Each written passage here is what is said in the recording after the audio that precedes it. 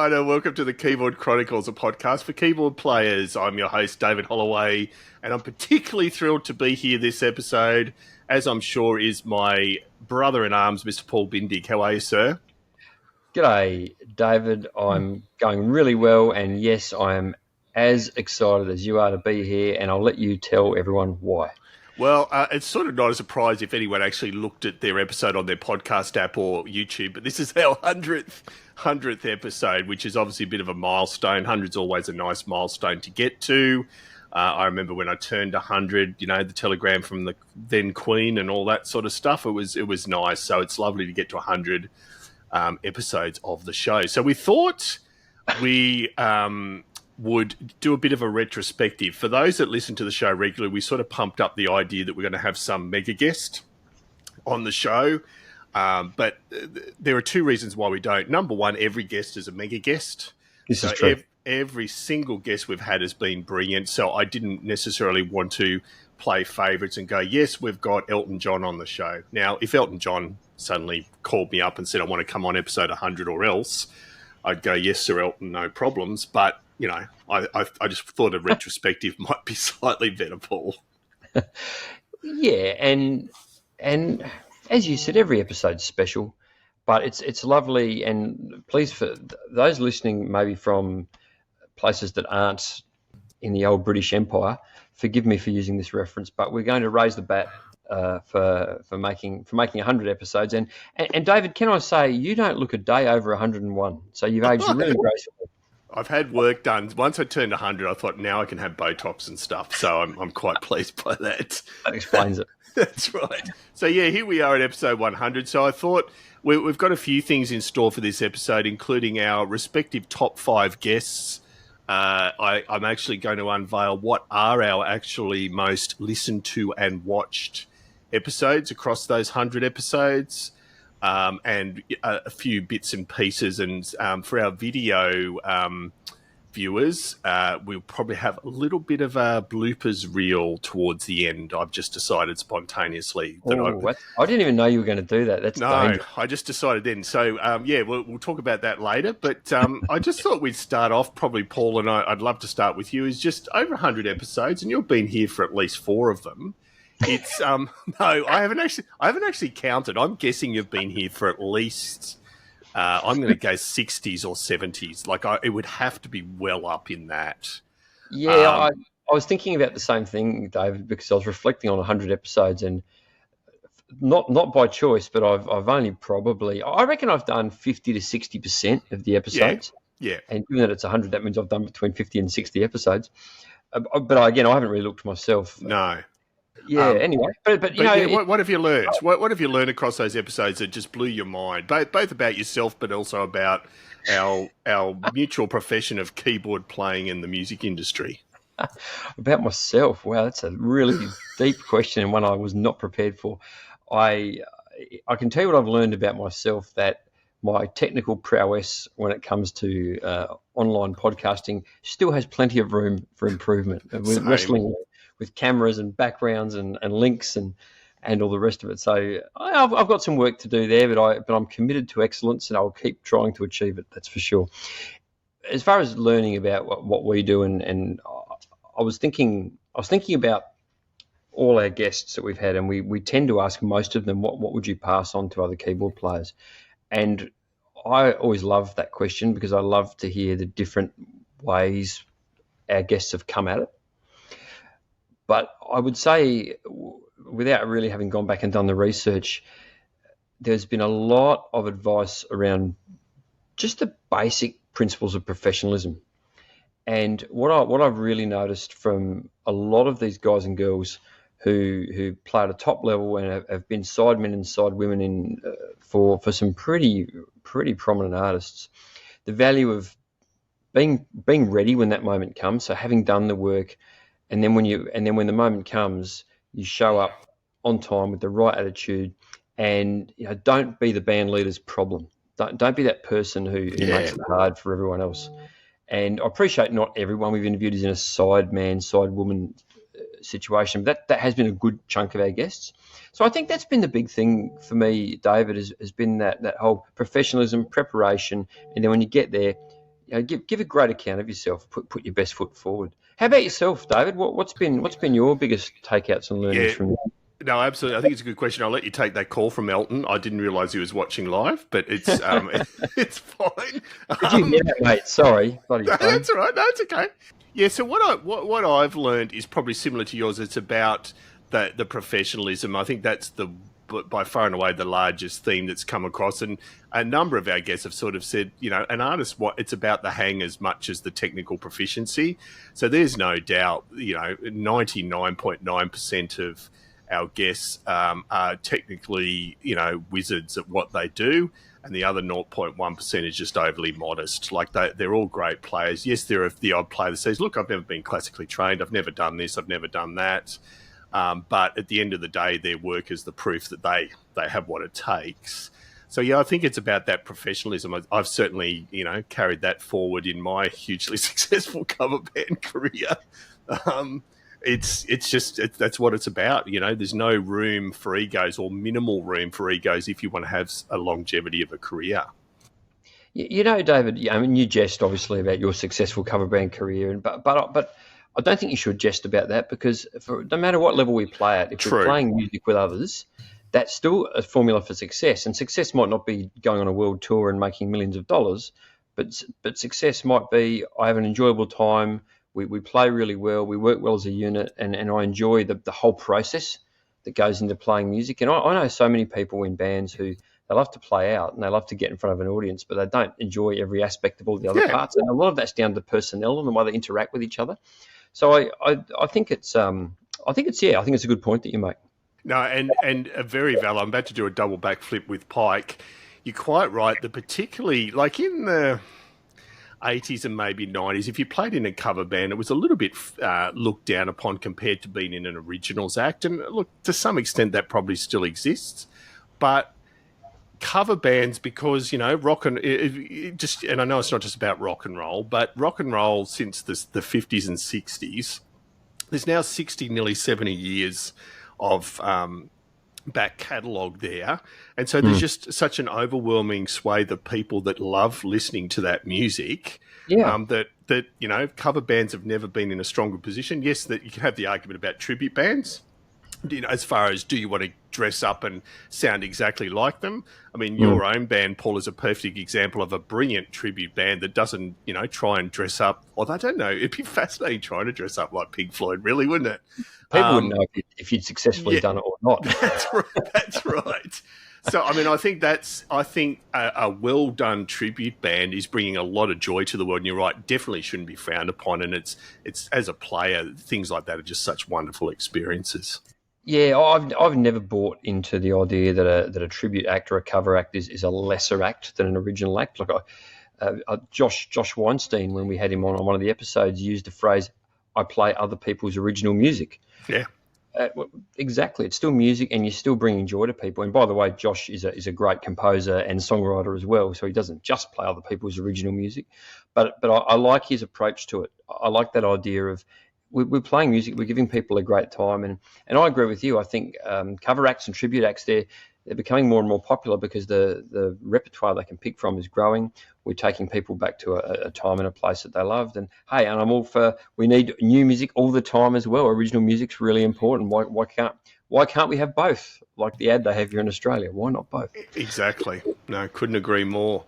So, and I thought we'd also pull back the curtain a little bit. Just, I know we've done it a couple of times in a live stream, but we'll sort of explore a little bit more here. Is what is it actually like releasing one of these episodes of a podcast? So, what is the fun we get up to before and after we hit record? Obviously, prior there's a little bit of research, and so depending on the guest, a lot of research on the internet and listening to music and making sure we have a good idea of their back catalogue and what they've done in their career. Sometimes that's easier than others. There are some guests I've had that I'm just, obsessed with that band or whatever, so know a lot of it inherently. Others, it's like, wow, don't know anything, got some research to do here. Paul and I will then to and fro in those days before. We do have a run sheet where we talk about what we're going to cover during the podcast. We sometimes are madly typing messages to each other during those interviews in the live run sheet.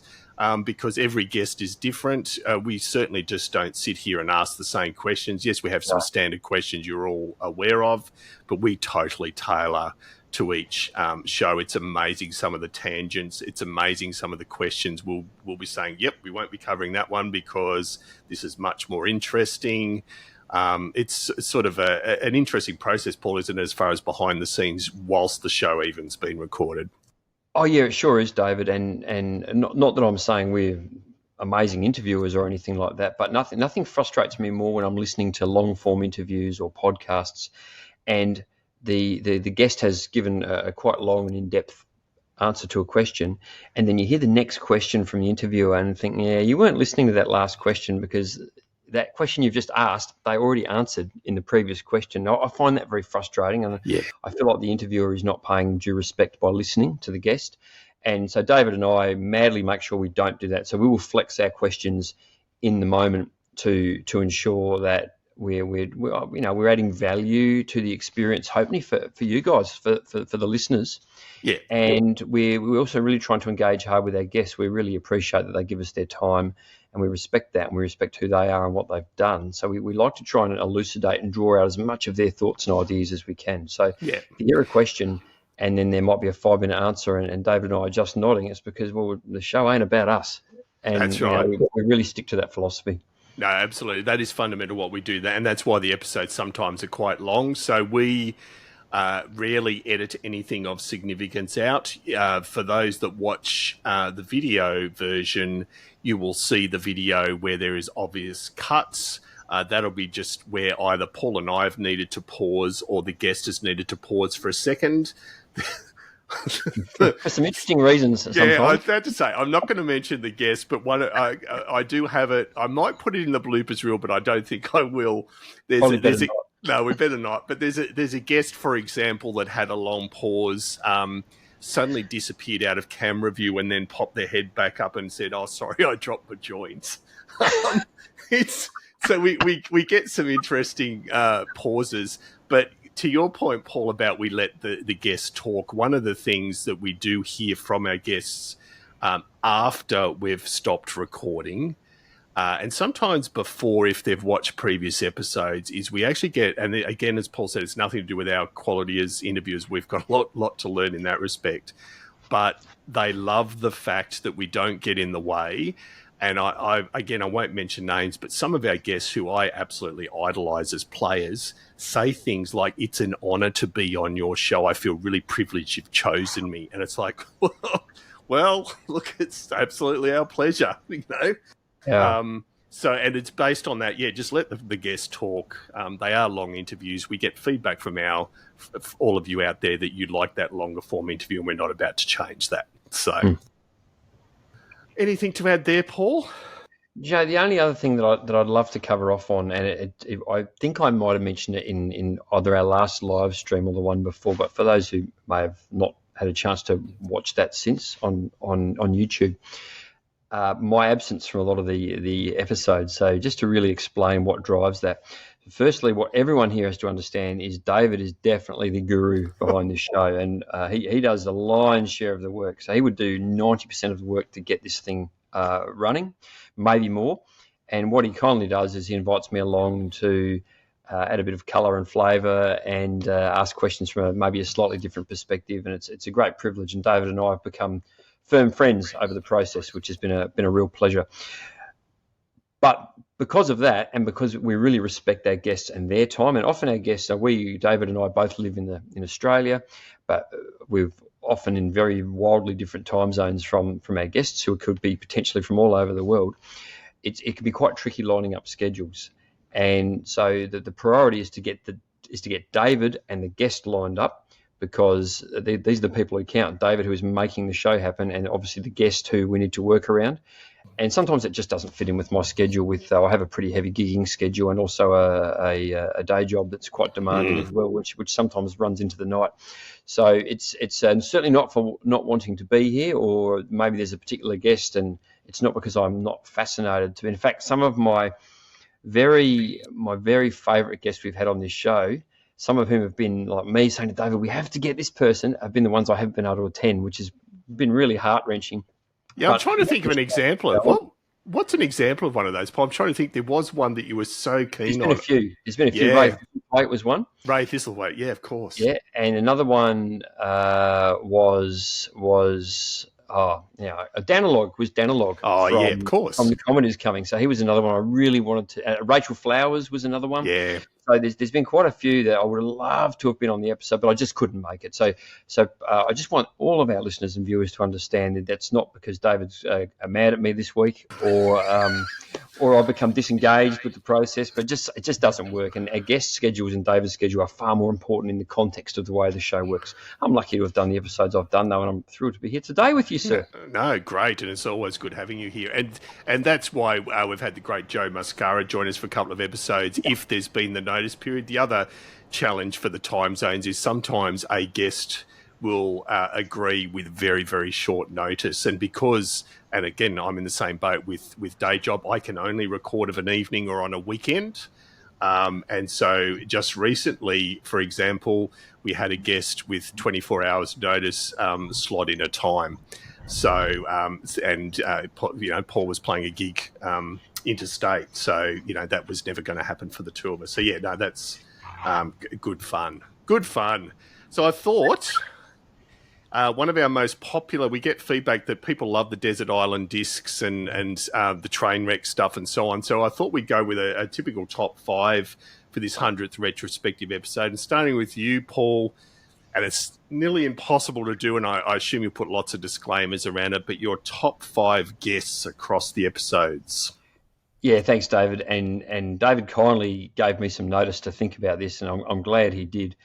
And yeah, here come the disclaimers. So the first disclaimer is I limited this to episodes that I have been on, which definitely helped me narrow it down because I've really enjoyed a lot of the episodes that I haven't been on as well.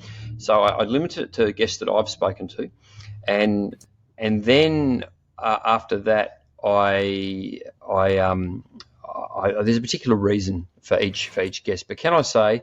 And I really genuinely mean this. It's like it being asked to pick your 5 favourite children out of 100. It's actually not possible. All the episodes are great because all our guests are great. And as regular listeners will know, David and I finish every episode going, wow, wasn't such and such, blip, blip, blip, a great person.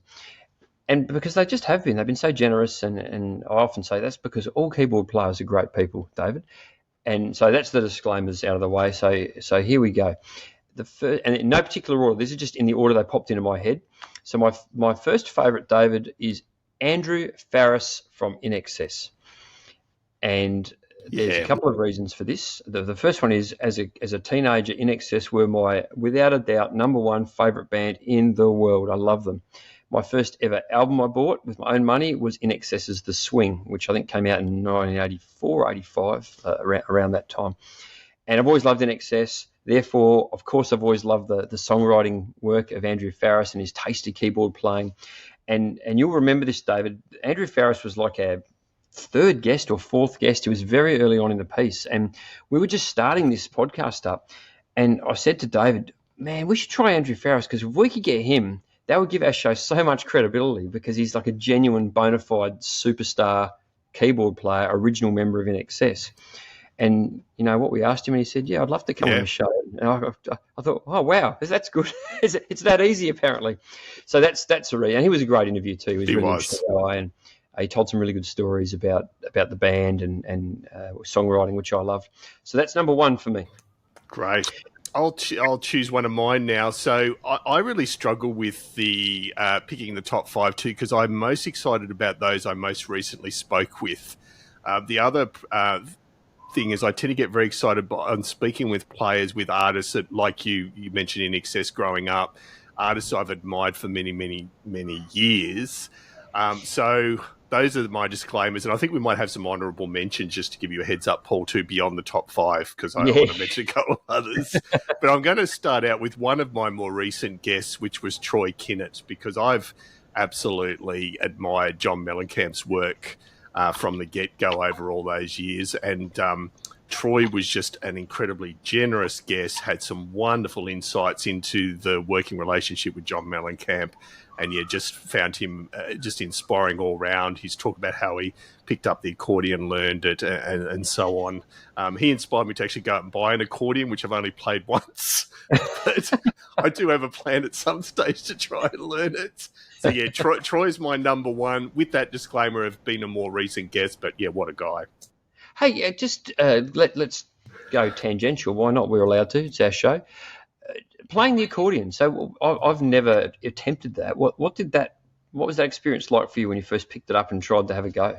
Yeah, it feels a bit unnatural. I can see once you get used to it, and obviously it's the left hand. So the keys, yeah, the angle's different, but I can see how, and there's small keys relatively. Well, they don't have to be, actually, depending on the accordion. But the keys I can see I would get used to. It feels like I'm constantly staring down here until you get used to it. I think there's a lot more feel to it. And then obviously the buttons on the left, it's just a matter of getting to know where they are. I can see that, you could pick up the basics. It's a bit like a harmonica. I can see how you could pick up the basics fairly quickly, but to do it well, obviously, like any instrument, takes a bit more time. Yeah. Yeah. Okay. Fair enough. Well, I look forward to your improved, your mastery of the accordion. Maybe you could, in a future episode, maybe you could just give us a little rendition of one. I'll do a theme tune.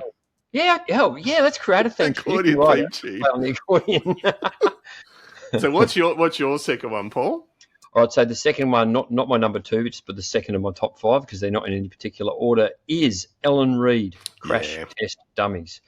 Why did I pick Ellen? Again, loved the interview. She was very forthcoming.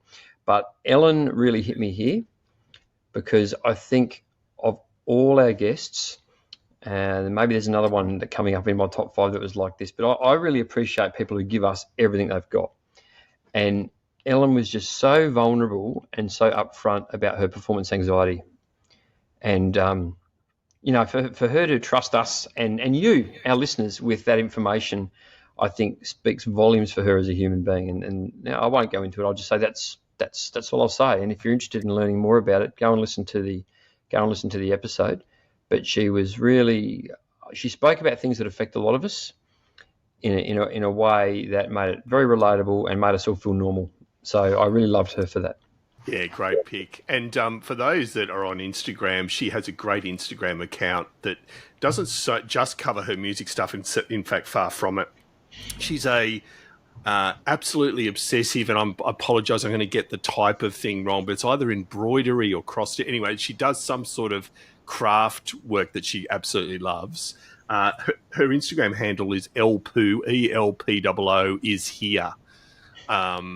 Brilliant Instagram account, sorry. But yes, no, great pick. She was very, as you said, vulnerable and really shared some great insights. So yeah, superb pick. While we're talking about amazing women in keyboards, my second one is Jenny Conlee, who is the keyboard player, accordionist, backing vocalist with the amazing Decemberists. And this is another one I said I tend to love interviewing the guests of bands I admire, and there are a few bands I admire more than the Decemberists. Just an amazing, their song output is just incredible. Jenny, again, was probably what you're saying, Paul, with Ellen, just quite forthcoming in what she is and isn't good at, how the studio sessions work for the Decemberists versus playing live. She has one hell of a full, both her hands are well and truly full in live gigs. She's doing everything from great synth stuff to organ, piano, accordion, and I said singing beautiful harmonies. As part of the song stuff, I just found her inspiring all round. Yeah, it was just an absolute thrill to speak with her. Yeah, there's no pretension about Jenny, none. No. Just what you see is what you get. Again, really, really honest, and that's very compelling when people are like that. Yes, and your next one, Paul, is actually, I'm not going to give away. I was about to say something, but I'll save that for later. But yeah, let's talk about this next one. Yeah, another person with a great legacy in music, and that's Lisa Coleman, who, again, I just found her very charming. I don't know if there's a competition for the coolest person that we've interviewed, but if I think of her work with Prince and just her personality when we interviewed her, just seemed like I feel like I was hanging out with one of the cool people. And I just loved her stories, and a great admirer of that music and her work. And it was just, again, really interesting to learn about her and her life and her approach to music and how things have developed for her over her career. So I felt like I was hanging with the cool kids when I was talking to Lisa. So I loved it. And I know what you're going to say, and I'll let you say it when you say it. But I might not be alone in that view of what a good experience it was to listen to her. Absolutely. And just to add to that, I think that Lisa is an absolutely substantial songwriter and player in her own right. This has nothing to do with the coattails of Prince. But what I with her and just the recently released episodes with Maurice Hayes, the whole environment of playing with Prince and that Minneapolis scene, it doesn't guarantee you're going to be a great player, but just it was hard work. Yeah. So both Lisa and Maurice allude to it, that Prince was not an easy taskmaster, and there's a reason he was considered perfection in so many ways. And they both, you can tell they both went through those tests and passed with flying colours. Thinking about what you just said then, David, I think the causality is probably the other way around. It doesn't make you a great player. You've got to be pretty darn great to be invited into that to start with, and then you'll only improve from there, right? That's right. And I do recommend, without promoting too much, the recent episodes with Maurice Hayes, he has some absolutely fascinating insights about how himself and Prince interacted, as did Lisa in her episode. And highly recommended. What an enigma Prince was. But great pick. From Prince to another iconic producer and composer, which is Nile Rodgers. Nile Rodgers has had Rich Hilton play with him and Chic for many years, and it's only one small part of Rich's career as well. But I've picked out Rich Hilton, who very generously joined us from a hotel room, I think it was in London, when Chic, Chic, Nile Rodgers and Chic were playing these incredibly large shows, including, I don't think it was Glastonbury that year, but they'd played Glastonbury the year before. They'd been playing some really large shows. Rich joined us, and I was expecting a great interview from Rich, but he delivered that plus just some amazing insights on his personal philosophy on, surviving in the music industry, playing well, being a team player, and so on. And it certainly became evident because Nile Rodgers has produced and played with everyone not nailed down, and I can see why Rich has managed to stay with him for so many years. Just a generally lovely guy. And incredibly devastated, Paul. Rich and Nile and everyone were out in Australia in recent months, and when this is without a word of a lie, when they were in Sydney, I was in Adelaide. When I was in, I just lived south of Sydney. When I was in Sydney, they were in Melbourne, and when I was in Melbourne, they were in Adelaide. Whatever it was, anyway, I literally didn't miss them totally on their tour, because I would have loved to have caught up with Rich and done a rig tour, but it wasn't to be. Were they avoiding you, David? Well, I did message Rich saying how devastated I was. Yes, maybe they organised it that way. So yeah, that's another pick out. Rich. Was Rich a two-parter? I don't think he was. I think it was just a one-parter. I can't remember. I can't remember either now. I think it was a two-parter, but I might be wrong. But I remember that being a really, pardon the pun, a really rich interview. It really was. It was full of great information, and again, very generous with his time and his thoughts. Right. Yeah. All right. And speaking of great guys, lay your fourth one on me, Paul. Yes, my fourth one out of my top five is none other than David K. Mathews. And I was really pleased, David, when you were able to secure this interview for us, because I'm a big Santana fan, and I've watched Santana's band, I think the last 4 times they've come to Australia, to my hometown. I've watched them, and David's been the man, I think, for 3 of those. I could have got this wrong, but I've seen him on stage multiple times playing with Santana. He does a great job. I love his Hammond playing. He's just so incredible. But that's not the real reason I picked him. I picked him because, again, he just showed. Talk about people who give you everything. He was just so forthcoming. Yeah, and I mean that in every way. He told us some great stories. He went really in depth with his thoughts, but he also gave us a lot emotionally as well. Yes, he sure did. And again, I won't explain it. If you're interested in exploring what that means, have a listen to the episodes with David in them. But he just gave us everything. He was such a lovely, lovely man, and passion really came through with everything he does and what he spoke about. And I really thoroughly enjoyed our time with him, David. Yeah, absolutely. No, an absolute quality character. And I'm still living and dreaming of Santana coming back down again. They certainly do not stop touring. And I know they had some incredible residencies. I think it was House of Blues. There was somewhere anyway in the US they played, 20, 30, 40 dates this year just in one spot, let alone everything else they were doing. So they're machines. They work hard. They're constantly touring and playing, and that's a cool thing for us people who love to listen to the music, right? Yeah, absolutely. No, great pick. And then my next one is one of the, I'd have to say is definitely one of the funniest people we've had on the show, although I've had plenty of laughs over the 100 shows, but Mr. Rubén Valtierra. Now, Rubén is an absolute character and a killer player. Now, everyone knows him as being the keyboard player with Weird Al Yankovic, but if you listen to either of the two parts, you'll know that he's had a much broader career than that, and is obviously thankful and has appreciated the great work he's done with Weird Al. But he's got his own Latin orchestra. He does a whole bunch of things. Just killer player. For those that don't follow Rubén on Facebook, if you're on Facebook, it's worth doing. He quite often, with no notice, will jump on and do an hour of playing on a live stream. The amount of times on a weekend I've suddenly seen a notification pop up and jumped on and watched Rubén play for an hour. But some of his anecdotes about how he got into the band with Weird Al, some of both the very funny but also the real tragedies around Weird Al's parents and so on. Lots of amazing anecdotes. Just cannot recommend highly enough. All right, Paul, so here's your fifth one before I give you a couple of honourable mentions. Who are you going to mention? Hey, but you know what, though? Before I go into that, can I just say it's funny, and this just kind of happened by coincidence, but me picking David K. Mathews and then you picking Rubén. Rubén mentioned in the interview, because we talked about his favourite music, and he said, David K. Mathews, that guy stole my job. That's right. And again, worth listening to, so I won't repeat the story. But Good point.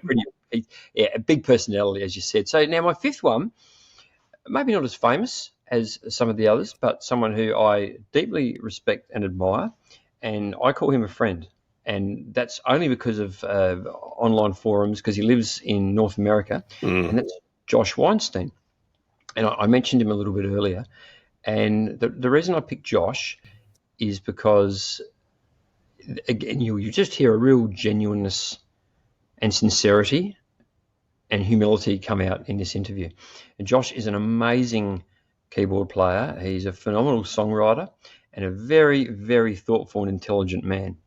And so whilst he's not been a big name in the music scene, he's a music educator. He understands the origin of music deeply and seeks to understand it deeply.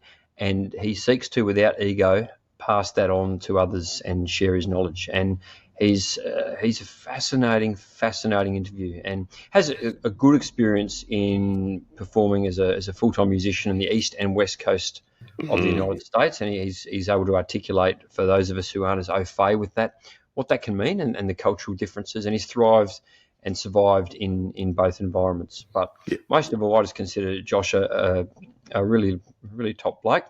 And if you're not Australian, that's high praise, right? That is top bloke. He's a top bloke, and I just enjoyed the fact we had the opportunity to get him on the show. The other slight nice thing about talking to Josh is he and I share a passion for Pink Floyd. We're both playing Pink Floyd tribute, so we're able to swap notes about how we approach the job, which is a lot of fun too. So that's Josh. But I really loved talking to him. No, great pick. And we did have a bonus episode where you two swapped notes over Pink Floyd, which was great. And then, so my fifth one, before we have some disclaimers around honourable mentions, really struggled with this one, but as far as what I would choose as a fifth one, but I have to go with Steve Nathan. So Steve Nathan kicked off and he had a two-part conversation on what's ended up being a whole range of brilliant interviews or brilliant guests from the Nashville scene. So Steve was in the latter period of Muscle Shoals, but also through some really peak periods in the 80s and 90s and early 2000s too, pretty much up until recent years.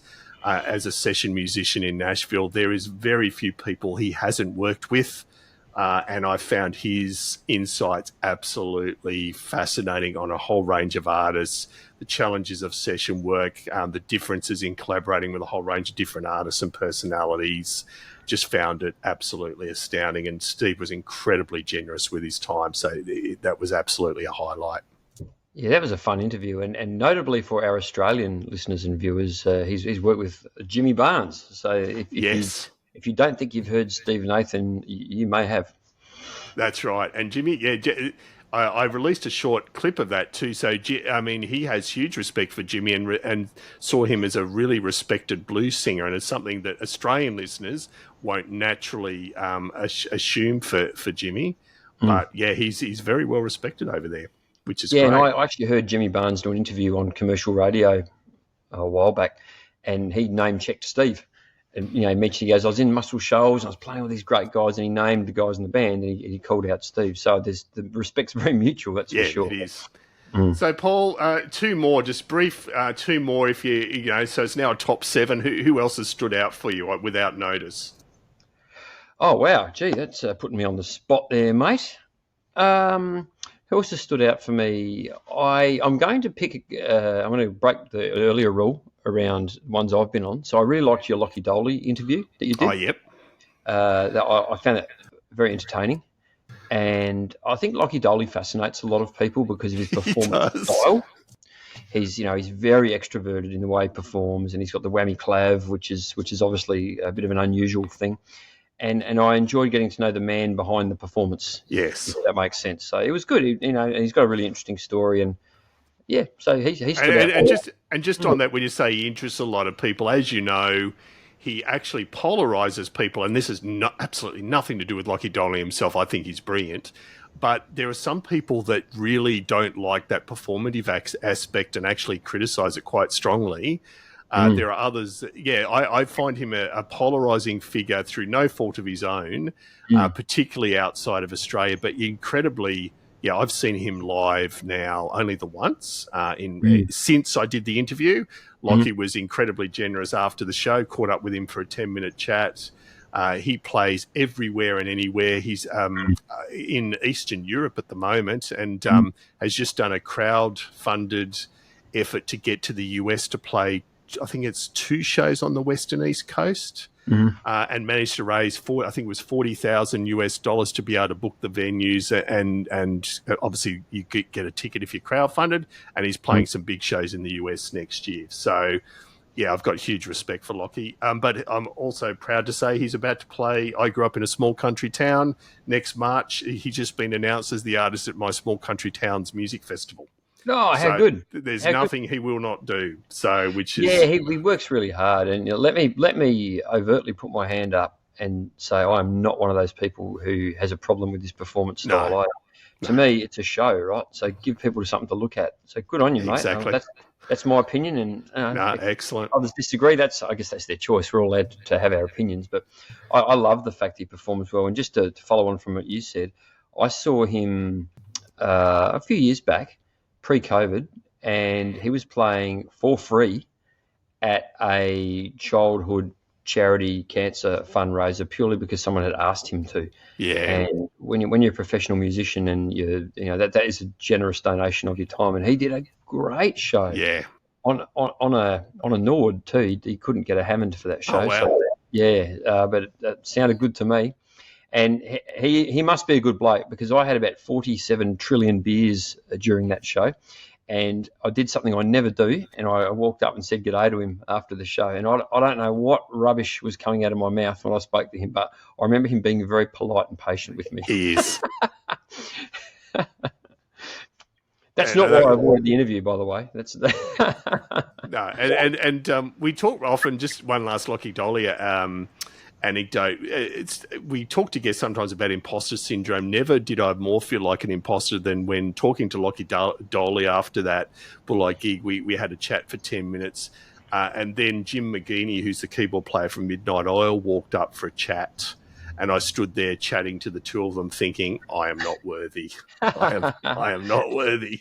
But anyway, that was great. So, no, great pick. And another honourable mention, Paul? Oh, wow, you're making you two in a row. That's not fair. I thought you were going to be the next one.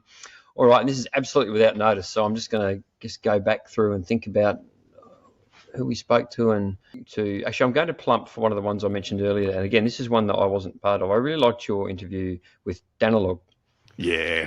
From the commenters coming in. Look, why? Because I love that band. I reckon they're great. Brilliant. I like his style. He's a pretty casual, sort of laid-back English chap, and he loves his analog synths, and he makes great music. And I just thought he just came across as a sort of fellow who's pretty humble, pretty genuine, didn't have any particular airs nor any graces. And I think if I met him at the pub, I'd be pretty happy to have a beer with him and a chat. It just struck me as that sort of guy. So credit to you for bringing that out in the interview, David. But yeah, I really enjoyed that one too. No, great. So who are your two extra then? Yeah, I'm struggling with this too. And I'm going to do an additional disclaimer that some of the people, when I announce our top 5 most listened to and watched episodes, are also highlights for me. So I've sort of, because I'm mentioning them later, that's gotten me out of jail of having to mention them here. So I'm really struggling to choose ones beyond. I'm going to mention Rachel Flowers. Rachel is inspirational. Her approach to music and composition is just absolutely unique, and I can see her being a force of nature for many decades to come. So definitely Rachel will be one. Yeah, that was a good episode. I really enjoyed that. Yeah. And I'm going to choose as my last one. It's so, as you said, it's so hard when you got so many great people. And the last one I'm going to pick is Dave Weiser. So Dave is a Kurzweil guru and travels the world getting orchestras set up for major musicals. I just found Dave's description of his role, his love for the work, and all the other projects he's up to just absolutely engrossing and fascinating. So I'd probably pick him out as my second honourable mention, and just a genuinely lovely guy. Yeah, I enjoyed that interview too, and we obviously occasionally come into his orbit via the keyboard music player forum that we both inhabit as well. But yeah, I enjoyed learning a bit more about him and his music and the work he does, the sound design work and the theatre work. Really interesting stuff. And here's another one without notice, Paul. We don't have this on the run sheet, pulling back the curtain. What's you may not have an answer, but I do have one answer for this. Who's a guest you thought, I'm not convinced, I know nothing about this person, I think this is going to be really boring and awful, or just played, tedious because I don't know their work, but turned out to be a brilliant guest? Is there anyone that comes to mind? I've got one. Not off the top of my head. I mean, there'll be plenty of guests, I'll confess. You found them, and I went, I need to do some research because I don't know who this is. And I, without notice, I would probably have to go and look at the list of guests. That's okay. Just because I now know them all because of the amount of work we do with them and that sort of thing. There's been no one I've gone into it thinking, I won't enjoy it, because I'm pretty open-minded to learn. And I figure if you found them, there must be a reason that you're interviewing them. So I'm always open-minded around that. And you do the homework and you listen to the music and you go, oh, wow, fantastic. Well, and the one that I wasn't reluctant in any way, shape or form, and he was incredibly generous and agreed to come on. It was a recommendation of Steve Nathan, who I've already mentioned. And Steve not only gave generously of his time, but also made introductions to a range of other people, some of which have appeared on the show and others haven't as yet. But he mentioned this guy called Tom Schuman from Spyro Gyra. And I thought, I don't really know. I'm an ignoramus, particularly coming from Australia with a lot of the jazz and fusion acts and so on. I looked him up and I went, I'm not sure. And just purely out of ignorance, nothing to do with Tom himself, or the shoe as he was known on his website. So I'm going, look, I think this could be... this could go one way or the other, and it goes without saying, Tom was brilliant. What a guy. The interview coincided with his recent announcement of his departure from the band to move to Europe. And it's again, one of the great guests we've had on the show. So it just shows you, awesome. He was great. He was awesome. He's such a nice guy. And I just love a lot of his philosophies around simplicity and just really, really, he was really cool. So good choice. You made me. So this isn't someone I was not thinking would be a good interview, or not someone that I didn't know, but the opposite. But I guess I left delighted, and that's Roddy Bottum from Faith No More. And just for some context, I love Faith No More. I play in a Faith No More tribute, and I think this man is fantastic. What I wasn't expecting, there's no reason I shouldn't have expected this, but I don't know, maybe because of the image I had in my mind of how Faith No More might be as a collective. And he's done much more than Faith No More, by the way. He's had an amazing career and continues to release music now, and it's really worth checking out. But I just thought maybe he'd be a bit too cool for school. I just wasn't sure what sort of energy we'd get from him. And he's the nicest guy. He was so generous.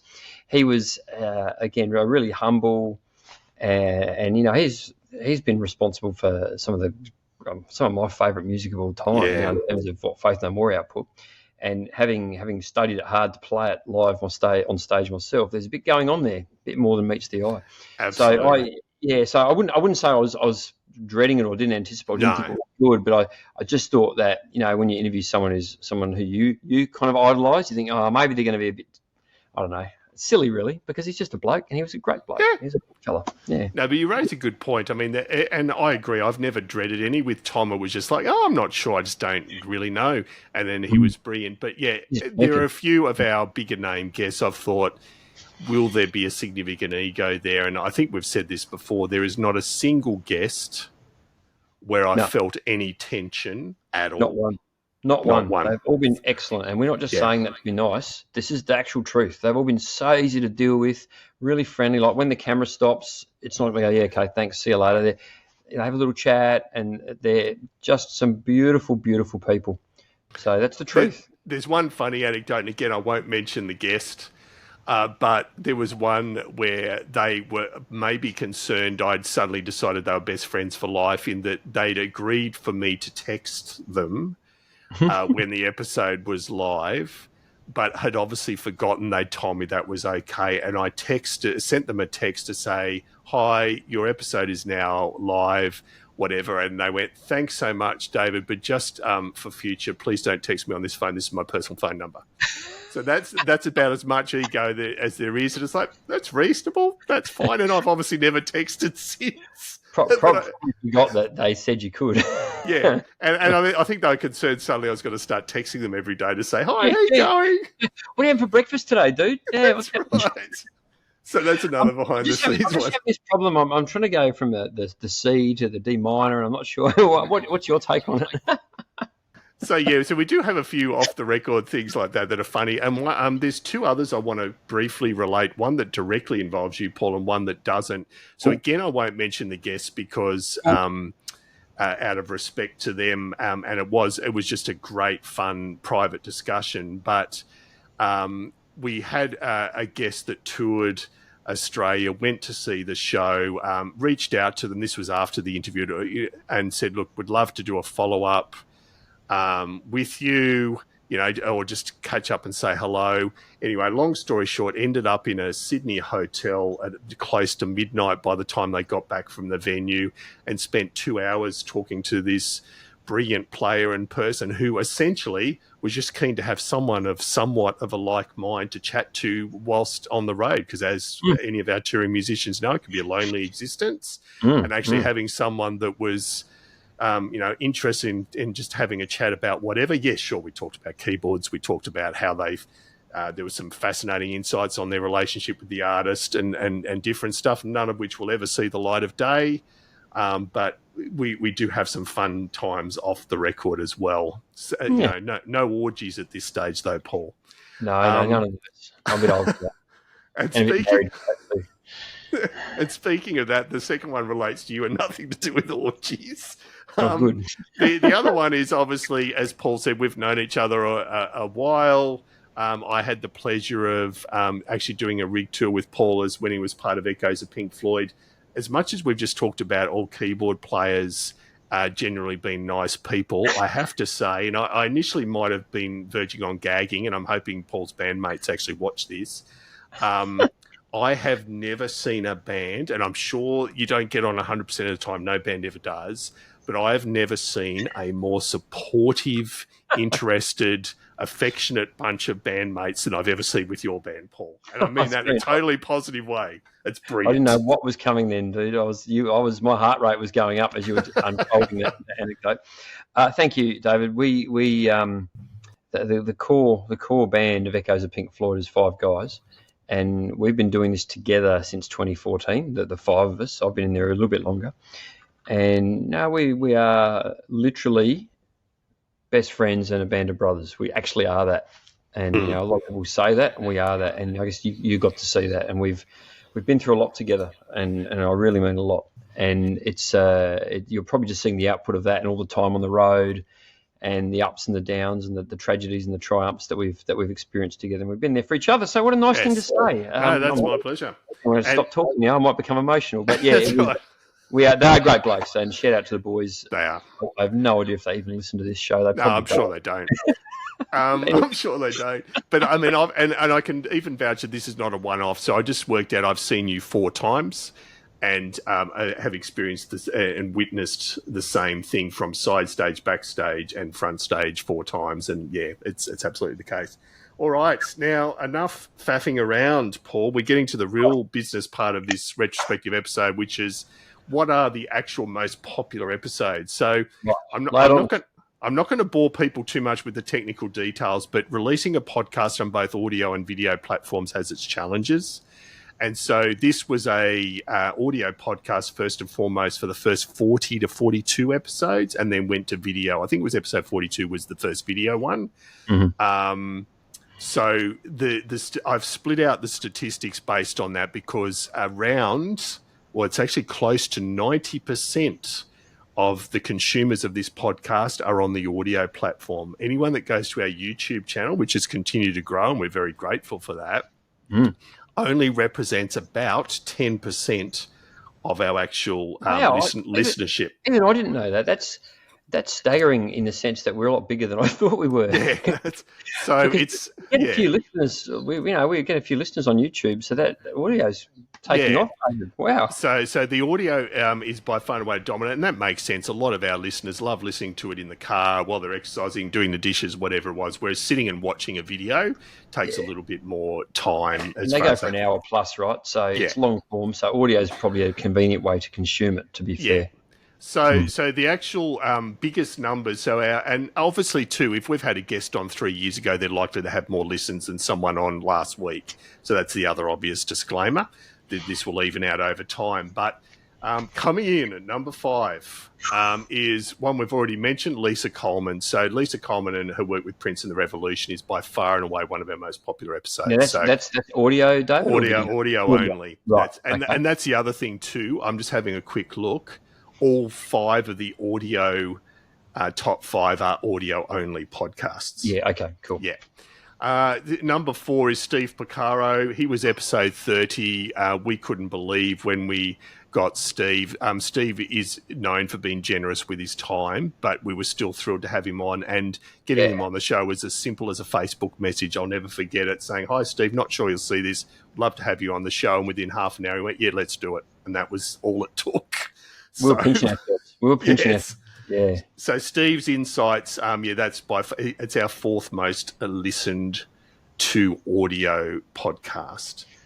Number 3, we've also mentioned him, is Lachy Doley. So Lachy Doley comes in number 3 at the most listened to. Number 2, and I reckon he would have been on our honourable mentions pretty high up the list as well, Matt Johnson from Jamiroquai. So Matt Johnson is our 2nd most listened to podcast ever. He's cool too. If you haven't had a chance, folks, check out his YouTube channel. He puts all sorts of cool stuff on there. He does. He's an absolute legend. Lovely guy. And number 1, I might even put a drum roll over the top of this, or I may be too lazy to do so. is Alan Clark from Dire Straits. So from an audio viewpoint, Alan, by I think a fairly significant margin too, is the most listened to audio podcast we've had. And Alan had fascinating insights on his time with Dire Straits and all the other people he's worked with, Eric Clapton, a whole bunch of stuff. Not surprising, Alan Clark's right up there as well. I remember, David, when we did Alan Clark interview, as he was answering some questions and telling us some stories of his life on the road with Dire Straits, I thought, right, so this is what the life of a genuine rock star is all about. It's like real rock star stuff. It's very cool. Cool. I love the stuff about he'd go surfing and then walk up to soundcheck in his wetsuit, get changed, and then do soundcheck, and did that for 10 days. That when they did their big run, the Sydney Entertainment Centre. Yeah, it was great. Some very cool stories. All the Wembley Stadium next to the other venue next door. So that's another great one as well. So good stories. So they're the top 5 audio. Now, as far as video, so as I said, since all the audio podcasts are on YouTube, so they do factor in, but just having a quick look. All right, so here are our top 5 videos. So all of these are, not surprisingly, video podcasts because they've had the most views. The audio podcasts are on YouTube, but you're not likely to necessarily listen to an audio podcast on YouTube. Although that said, for those unaware, YouTube now actually has podcasts. So if you love YouTube and you love podcasts, most podcasts, or a lot of them anyway, are on YouTube podcasts now. It's the normal YouTube app. You just search for them and they come up as a podcast, of which we are one. So the video top 5, coming in at number 5, Lisa Coleman. Consistent. Yes, consistent. So and she's an audio one. Sorry, I stand corrected. So she was an audio only podcast, but she's our 5th most viewed video on YouTube, and just coming up very close behind, and he may overtake Lisa because his video was Tom Schuman from Spyro Gyra. He's coming in close up to number 5. And just to explain what David means by that, if you haven't experienced us on YouTube, all the audio only podcasts are also on the YouTube channel, but there's just no vision of the person answering the questions. It's just the audio with a picture. That's all. That's right, exactly. Number 4, I mentioned him in my honourable mentions, and this one doesn't surprise me because he's so well respected in the industry by players. Is Dave Weiser. Is actually the 4th most viewed video we've had, and him talking about his musical theatre experience, one of the best train wreck stories I've ever heard, and his love of Kurzweil and his knowledge of Kurzweil. He comes in at number 4. Number 3. Yeah, I'm going to give this away. Number 3 and 2 are the same person, and it's someone that I absolutely would have mentioned in my personal top 5 but I knew that he was coming up here, and that's Toby Hounsham from the Stranglers. So his interview has come in at number 3, and his rig tour is our 2nd most watched video ever. There you go. So, which a lot of our listeners might be surprised by that. The Stranglers are an incredibly well-respected band in the UK. Our UK listeners will get it, and our Australian listeners will get it to some extent. In the US, not so much.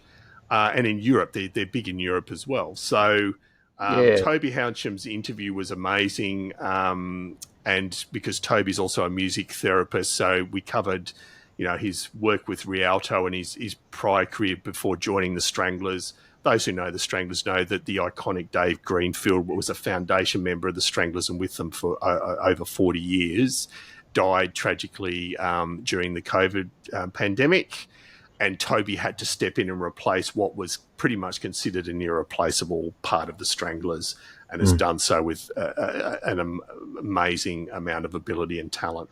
The rig tour is linked to that. There is just such a wide range of Stranglers fans out there that they absolutely love seeing anything about the Stranglers, and I was incredibly privileged to actually not just catch up with Toby after sound check. I was able to stand on stage next to his rig during sound check, including the iconic, original member JJ Burnell and so on. So I think that's why there's a lot of interest there. So that's the only rig tour where I've actually got to experience sound check and film it while it was happening, which was a real privilege. So well, the Stranglers are very popular here in Australia. I know that, and phenomenally popular in the UK. So I'm not too shocked to see that. David, because I've got a lot of friends who love the Stranglers. So I'm not really surprised by that. No. And number one, this may surprise someone, but if it's based on force of personality, it should surprise no one. And we call him out at the end of every episode because he's also put his money where his mouth is, and he did so after he was a guest, and that's Brother Paul Brown. So those that do listen to the end of the show, he is a Patreon supporter. We hugely appreciate it. He did so after coming on the show. He has one of the most idiosyncratic, amazing, positive personalities you will see. Yes. His upbringing and development as a musician is astounding. He battled to get where he is, and he deservedly is where he is as a key part of now the Water Boys, and he plays with Mike Farriss. There's a bunch of things he does. So, he's actually, because of how forceful his personality is and his playing chops and so on, he's our number one most viewed video.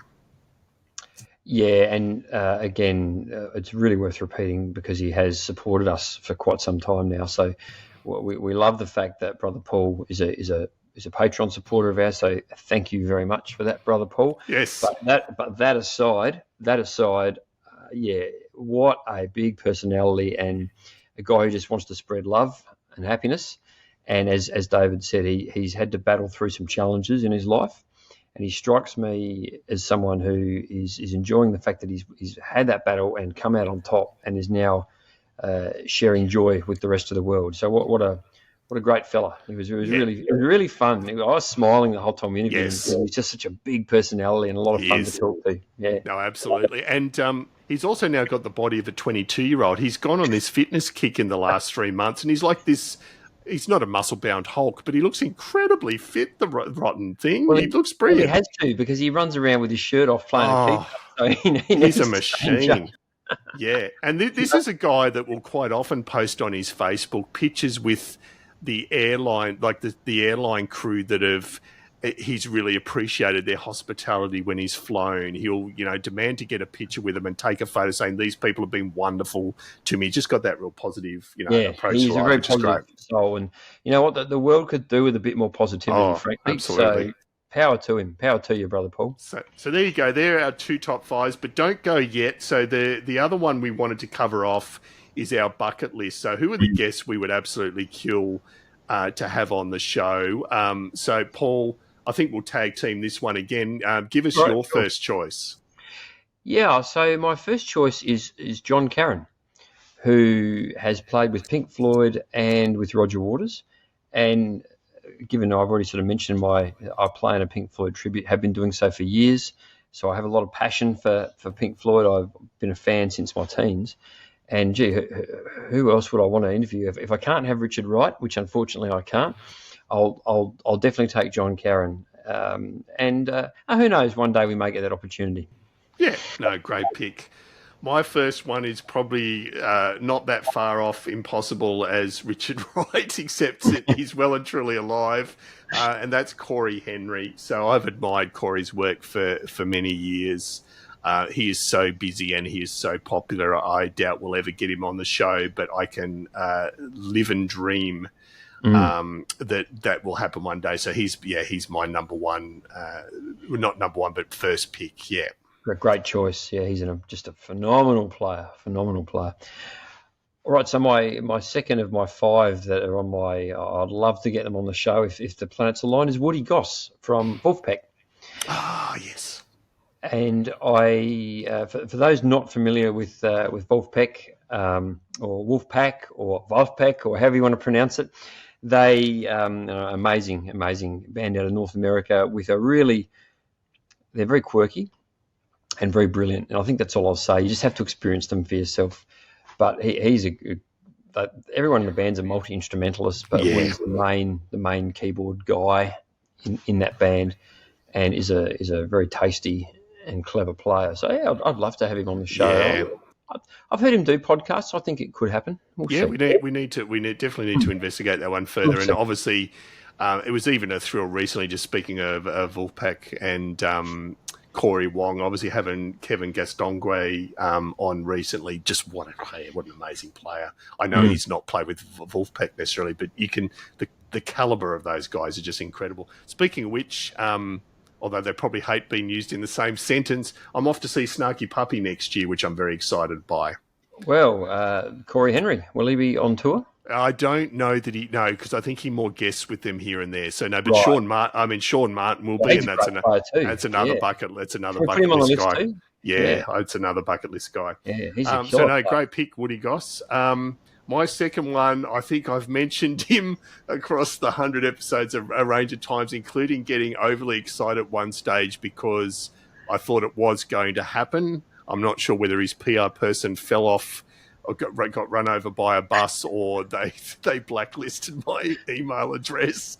But Ben Montench. So to me, from a rock viewpoint and with his work with Tom Petty and the Heartbreakers, let alone everything else he's done, I would just kill to spend an hour speaking with Ben Mont.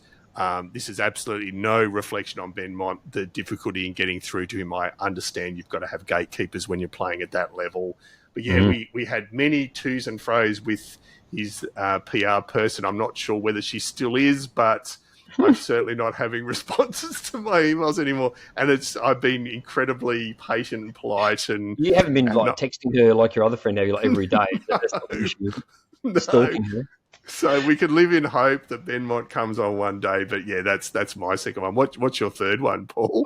Before I give my third one, I'm just going to mention this. We're putting this out in the universe, obviously, as a it's our genuine list of people we'd love to have on the show. But, and I have mentioned this on live stream before, the reason we often can't get these people is not because they're arrogant or they think they're too good. It's more, as David said, a lot of people, the higher up the food chain they are, the more support they have around them, rightly so. And they have people who gatekeep their time and manage their time for them. And if we can't really compel them to understand that we are not crazy stalkers and we don't want anything and we're not after anything financial. All we want to do is just chat to them for an hour and learn a bit more about them and give them an experience they've probably never had in an interview, which is just let them free form and share their thoughts rather than ask the same old questions all the time. But if we can't convince their gatekeeper of that, then, or if we can't convince the gatekeeper of that, then we just don't get through. But we keep trying. There's an interesting anecdote, again, won't mention the artist, but I spent 2 years attempting to get an artist on the show and their gatekeeper was adamant. I think I only approached twice and with quite a distance between approaches, like a year or more. And then I thought I'll give it one last go. And I approached the PR person and she said, I'm no longer this person's PR person. I'll pass along your query to them directly. Literally within 30 minutes had a reply from the artist saying, yeah, of course, I'd love to come on the show. It's the gatekeepers, folks. And I said, Paul's right, you've got to have them because otherwise everyone's in your face. But and you get pulled in 1,000 directions and we get that. These are busy people and important people and professional musicians. But so the reason I tell this story is I don't want anyone to think badly of these guests that they haven't been on because they're rude or anything. It's far from the case. The second reason I tell the story is when you make suggestions for us, like we often get feedback and suggestions. You should try this. We are listening. Like we don't ignore you, and we don't go. We never go. Oh, that person's too important. We won't ask. We always ask. So please keep the suggestions coming. Please do, and we'll keep chipping away.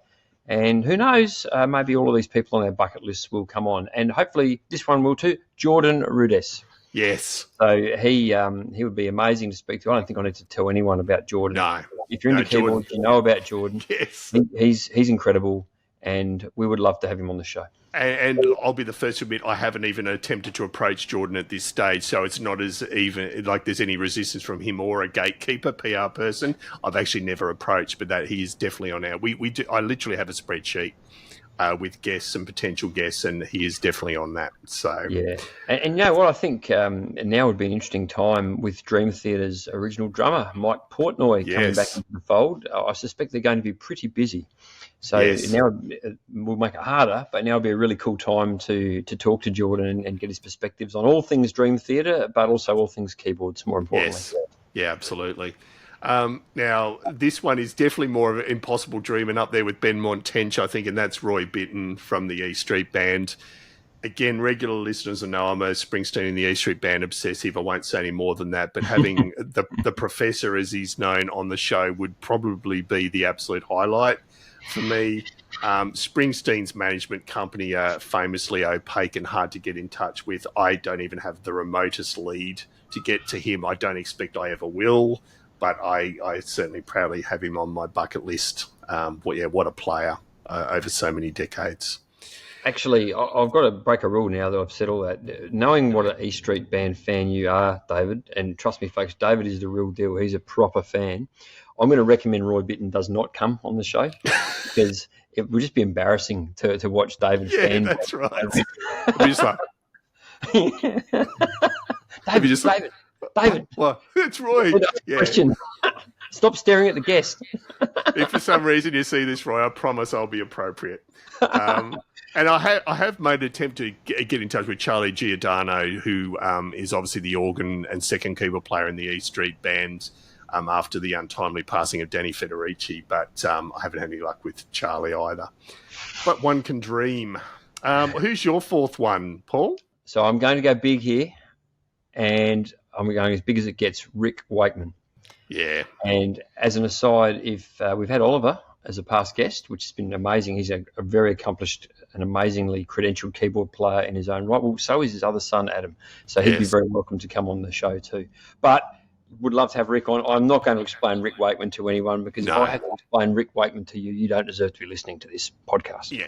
And look, it would be an absolute highlight of the whole show to have him on. Rick himself has on his website the fact that do not approach me for interviews. It's explicit. So there's a contact form and it basically says, don't you dare use this contact form to ask for an interview because, I'll just delete it and ignore you and just don't waste your time. Which sounds exactly like something he would say, doesn't it? Yes. And funnily enough, I had a close call that I regretted not following up many years ago. I'm guessing here around 2007. I used to freelance write for Apple Macintosh magazine, and my remit was to interview musicians who use Macs in their work. I actually, back then, you could contact Rick via email. He actually responded agreeable to an interview, and I didn't follow up at the time because the way things were flowing. And I never secured that interview. So I actually had the opportunity, Paul, many, many years ago and lost the opportunity. So anyway. Sliding doors moment, David. Yes. You could be playing side by side with him on stage now. If you take anything could happen. I am not worthy to polish his cape. So no, great pick. Yeah, we can live and dream again for Rick Wakeman. Exactly right. One that I would never have dreamt of picking as a bucket list even 3 years ago, and this is where our guests are such wonderful educators, and particularly for me in the areas of jazz, pure piano playing, composition, and even to some extent ambient, whatever, and that's Brad Meldau. Now, Brad Meldau has come up so often as a Desert Island disc selection from our guests, and then I've gotten into his work since. Would kill to talk to Brad. Just what an amazing piano player. So he's one that you wouldn't necessarily expect me to pick out as a bucket list, but would love to talk to Brad. Yeah. Your last but not least, Paul, it's a big one, this one as well. Yeah, well, my last but most certainly not least is Spike Edney. And I think Spike will be known to most people, but if not, he is the keyboard player in Queen. Yeah. And if you're sort of not aware that Queen has a regular keyboard player, well, they do, and it's Spike. And he's been with them for a long, long time. I think they picked him up for the Works tour or something like that back in the 80s. So he's been with them for a very long time and does a great job. And I'd love to have him on the show. I reckon he'd be a really fascinating man to talk to, and he could tell all sorts of cool stories about Queen, about Freddie, but importantly about himself and his approach to playing in a band like that. So I think that would be an amazing get if we could ever wangle it. Yes, agreed. And he's one of those precious cohort of people that I'd love to talk to that essentially have been through. Chuck Leavell is sort of more prominent on stage now with the Stones, but it's like... Yeah, Spike, Chuck Leavell, and Terry Lawless, who up until recently, I believe he's now retired, was He's been U2's keyboard player for decades. And I don't think it ever changed, was below stage, but playing live. And obviously triggering, U2's music, so much, there's a lot of tracks and stuff that you just have to have. But Terry, again, near miss back in the Macworld days. I've actually met Terry briefly, but wasn't able to pull off an interview due to schedules. But yeah, those guys are fascinating in that they are literally 20 feet from stardom, but could walk down the street and no one would know them. An integral part of these bands too, right? And a lot of our guests are in that situation. So there are quite a few of our guests we've had are really integral to the bands there, and everyone knows the band. They go, I'll use Buck from Aerosmith as a recent example. Everyone knows who Aerosmith are, and he's a big part of what they do vocally as well as on the keyboards, but maybe not as well known. No, that's right. So no, good one, great pick. And my last one is Mr. Larry Golding. So Larry has come up regularly as a suggestion to. Larry is an enigma wrapped up in a mystery, wrapped up in an amazing musical soul.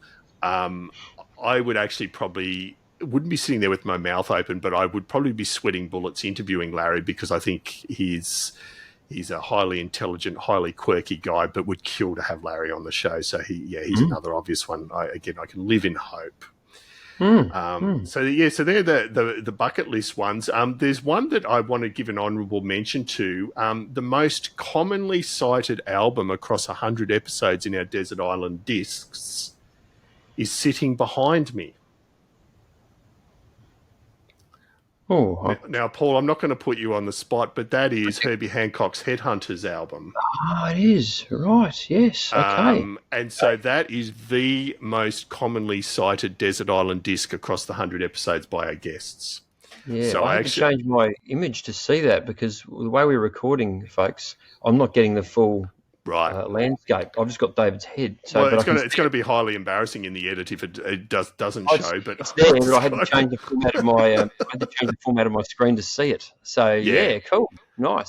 So I bought that in recent over the past year, and I thought, well, it's worthy of display because it is.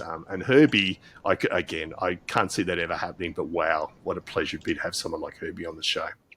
Well, now that we've put these things out into the universe, one never knows. Yeah, look, again, one can dream. One never knows what can happen. A butterfly beats its wings in Wollongong, south coast of New South Wales in Australia. That's you, the butterfly.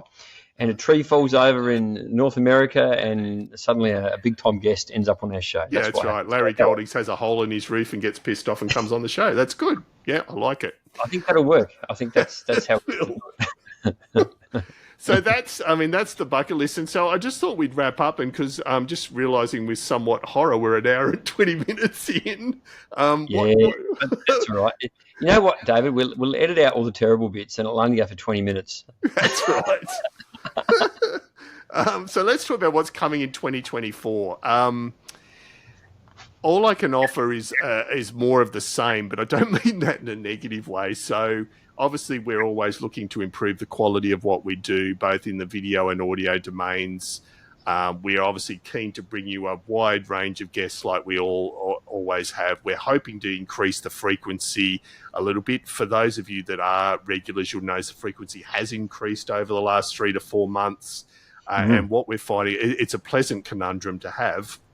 We're actually getting nearly as many guests approach us as we approach, or probably maybe not quite at that, but we're getting more yeses and a lot less nos. Yeah, we've sort of reached a tipping point, haven't we, with David, where we are getting people coming to us to be on the show. Yeah, that's right. It's pretty cool, right? That's a nice thing, and I guess it goes along with the stats on our viewership. I'm a little bit shocked by that, what you just said about how the YouTube's only 10%. So yeah, it's nice. It's a nice position to be in, and I'm somewhat surprised by it, but thrilled at the same time. Yeah, no, absolutely. So 2024, essentially we're on a fortnightly cadence now with the shows. That I believe will continue. There's the odd time, like for example, this week they'll be a week apart because of Morris Hayes Part 1 and 2. I've already got episode 101's already in the can. which I'm happy to probably flag here, is Mr. Franz Nicolay from The Hold Steady. Again, another band I admire the hell out of. And Franz is an author. And yeah, again, fascinating story. Can't wait to bring that to you for next episode.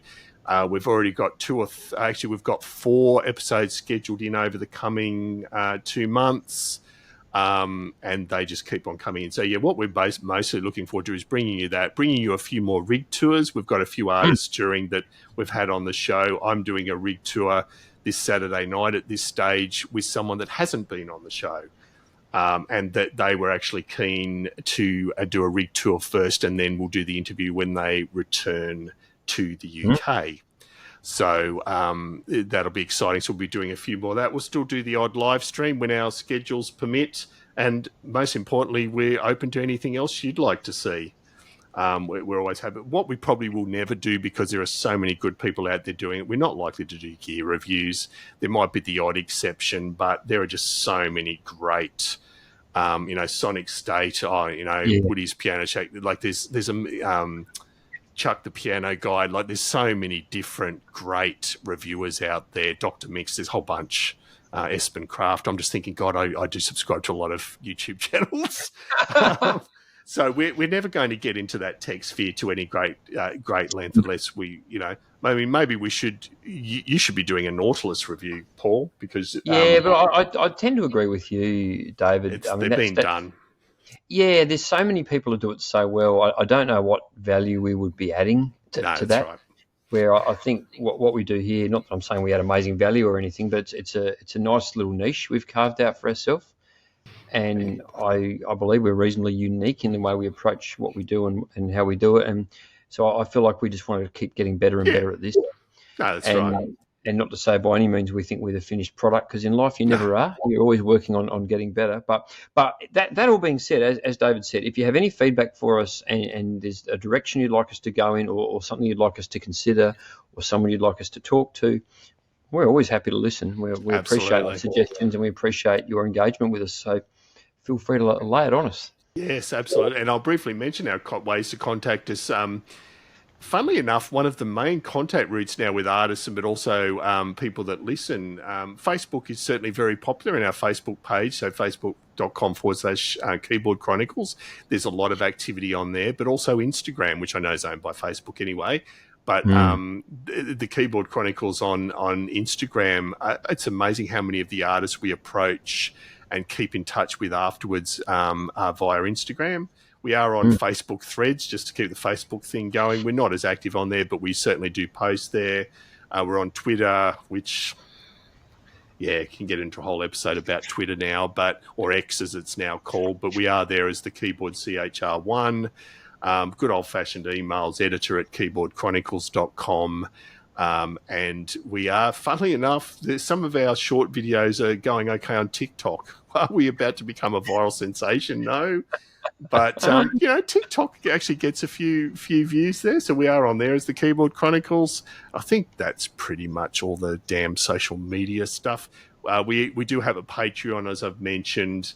I'm not going to get my violin out financially, but this is obviously not a profit-making venture and may never be.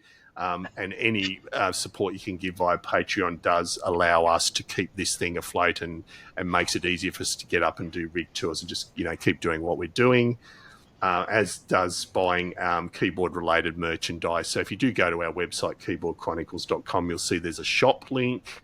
And it's not just about buying stuff to do with the podcast. There are literally hundreds of synth and keyboard-related designs for T-shirts, shower curtains, duvets, as the UK people call them, or doonas, or blankets, or scarves, or stickers, and wall-mountable prints for studios. You name it, it's all there, and little bits and pieces of that help us keep afloat as well. Imagine curling up to bed at night on a cold night, wherever you live, and you've got a big blanket, and it's got a massive picture of David Holloway's head on it. God. And that's the sort of merch I believe is going to really... It's going to appeal to people, right? So look, I think I'm pleased. That's the next one you have to release, David. Is that? I was going to say, I'm pleased to report that is definitely not on offer. So, yeah, no, we do appreciate it. And our Patreon does help. And I just want to give a very brief shout out. We've already mentioned Brother Paul Brown. Thank you, Brother Paul. Tammy Catcher of Tammy's Musical Stew has been a long-term supporter too. Hugely appreciate her support.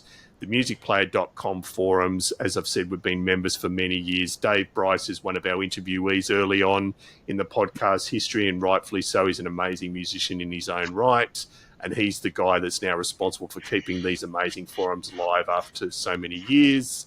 And to my friend Mike from Midnight Mastering, again, huge thanks to Mike. He does a superb job with mixing and mastering. Cannot recommend him highly enough. So they're the shout-outs. Otherwise, I think we're going to leave it there, Paul, and we'll be back. Well, you won't be back for episode 101. No. But depending on our scheduling, hopefully we'll see you for episode 102. Yeah, well, I mean, obviously, I always love being on as many episodes as I can. So I'm sure I'll see you, David, soon enough, and everyone else.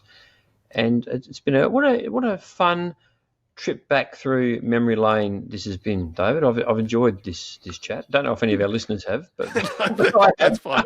It's about us. And this is where, if I can be asked, I'd like to show you some of our outtakes and humorous bloopers. So I hope you enjoy that to round out the show, and we'll see you next episode.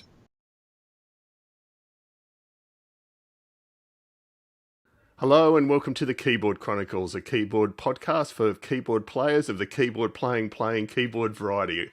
Hello and welcome to the Keyboard Chronicles, a podcast for keyboard players. This is going in the outro reel. I hope you all enjoyed, and enjoy again, and I'll somehow edit that to make that acceptable. Enjoy. So Excellent. That's them, but tell me about the shirt that you're wearing. No, because I've realised I don't remember the name of the album or how to get it. So I'm thinking I might edit this bit out and I might do Matt's T-shirt next episode. It's part 2 of our interview with Rubén Valtierra, wonderful keyboard player with Weird Al Yankovic and much, much more. And I said Weird Al Yankovic. Oh, fuck me. Hi, everyone, and welcome to episode 44 of the Keyboard Chronicles, a podcast for keyboard players of the gigging variety. Now, this is a little bit of a special one. This is part 2 of our interview with Rubén. Oh, fuck! I can't thank you enough for joining us. Absolute pleasure to have you here. Although, as the teacher of this show, I believe you have a late note you need to present. Oh, say again. I have a what to present? Oh, sorry. No, so I'll cut this bit out. I'll try that one again, Ty. That was my Aussie accent. So thanks. I didn't catch it for keyboard players of the gigging variety. I'm your host, David Holloway, and I'm Paul and Glenn. Thanks so much for your time, and for the sake of our viewers and listeners, that's Mr. Paul Gill. Oh, now Paul. Actually, I'm going to stop. I want to pronounce your surname right. Okay, so the D-E-A is D-A-Y, like O'Day. Gilday. No, Gilday, yeah. Beautiful. Great.